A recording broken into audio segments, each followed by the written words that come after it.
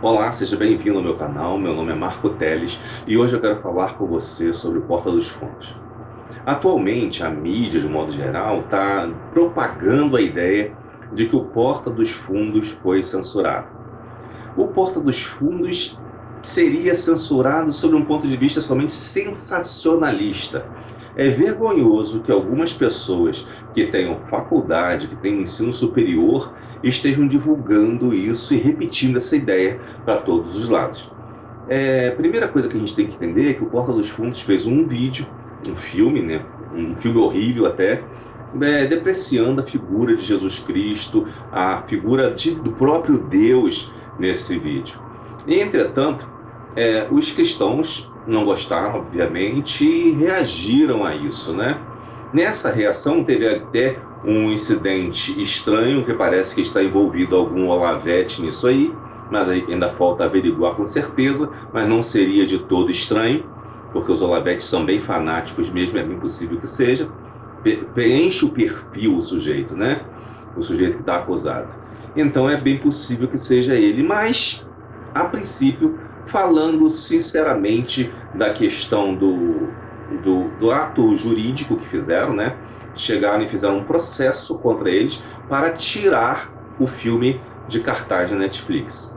Bom, aconteceu isso, parece que o desembargador deu um ganho de causa para esse grupo cristão, grupo católico até, e tiraram realmente esse filme do ar, a princípio, que eu ouvi até agora à tarde, até hoje à tarde.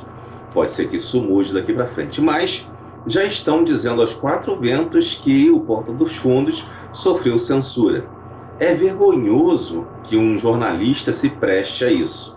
É vergonhoso que uma pessoa que tenha estudado qualquer coisa a nível superior se preste a esse tipo de afirmação.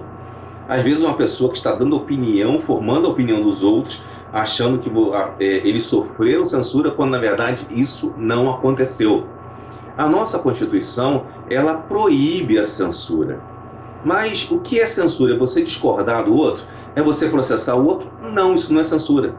A Porta dos Fundos, esse grupo, quando ele foi pedido para tirar aquele vídeo da Netflix, foi uma ação judicial. Uma ação que um grupo que se sentiu ofendido reagiu contra eles. Então não significa nada de censura. Por quê? Porque censura não é você ir contra uma ideia. Censura, ela existe com uma lei que define o que pode ser veiculado e o que não pode ser veiculado. E, além disso, a censura ela tem a figura do censor, que é um fiscal, muitas vezes do governo, e que vai pegar e dizer o que pode ser veiculado ou não. Na década de 70, 80, quem viveu aquela época lembra quando vinha um programa na televisão aberta, geralmente antes do programa vinha uma tela com um certificado da censura, dizendo inclusive a classificação indicativa. Não significa que a classificação seja a censura. A censura era o conteúdo que não poderia ir ao ar. Então não confunda classificação indicativa de faixa etária com censura, tá? Mas aquela tinha, além da classificação indicativa, e tinha alguns casos em que aquele certificado dizia que o conteúdo estava liberado ou com alguns cortes, né? Então podemos entender aí que é uma coisa totalmente diferente. Aquele vídeo, por exemplo, que fosse ao ar, ele passava por um censor que já cortava ali o que poderia ser veiculado e o que não poderia ser veiculado. Não havia processo, não havia manifestação da população. Simplesmente o conteúdo era cortado sem antes ninguém tomar conhecimento. Então isso é censura. Agora, o que aconteceu aí não foi nada disso, são as consequências de um ato impensado. Aliás, um ato talvez bem pensado até, com a intenção de realmente provocar esse rebuliço e depois botar lenha na fogueira. O que acontece é que os artistas atualmente são muito estranhos, são muito medíocres. E eles imaginam que, dizendo que foram censurados, eles vão se dar bem em todas as situações. Mas o que é isso? Isso se chama frouxidão de caráter. Porque o sujeito tem a pachorra de fazer aquele tipo de conteúdo enfrentando Jesus Cristo, né?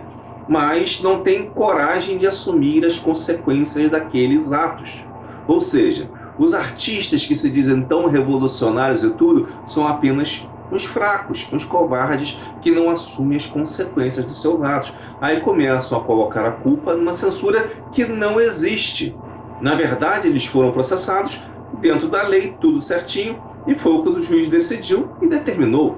Mas o que nós vemos é a mídia falando em censura o tempo todo, de forma manipuladora, para distrair a vista de quem não está atento, de quem não sabe o que é censura, e pensar que isso aconteceu. Ou seja, o desembargador que deu a ordem, com certeza cumpriu a Constituição.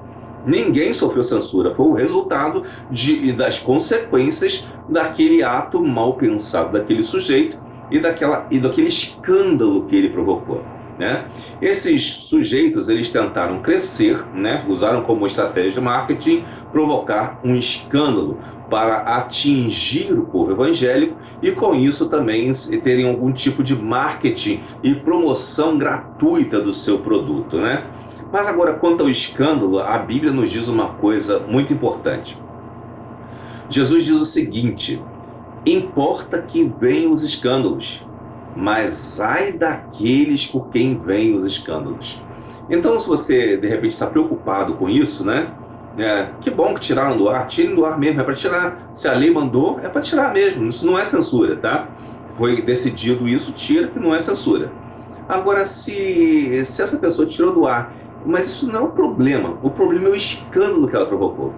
E a Bíblia nos diz: ai daquele por quem vem o escândalo.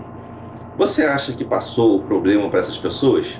Agora tirou do ar, eles estão com outro problema, vão fazer outro vídeo. Não, não passou o problema para eles. Eles estão numa situação pior ainda, porque eles são aqueles por quem veio o escândalo. Aqueles por quem vem o escândalo, por quem faz escandalizar os pequeninos de Deus, que são tantas crianças, como aqueles de coração mais puro, esses que escandalizam as pessoas, eles estão com seu fim destinado para o inferno. Caso não se arrependam em tempo, irão com passaporte carimbado para o inferno. Isso é o que Jesus nos diz. O que as pessoas estão pensando hoje em dia? Que podem fazer o que bem entendem e não ter consequências? Nós criamos um relativismo onde as pessoas... Nós não, eles criaram até. Um relativismo onde não se tem mais consequências. Tudo que o cara faz de errado, ele se faz de vítima, diz que é censura.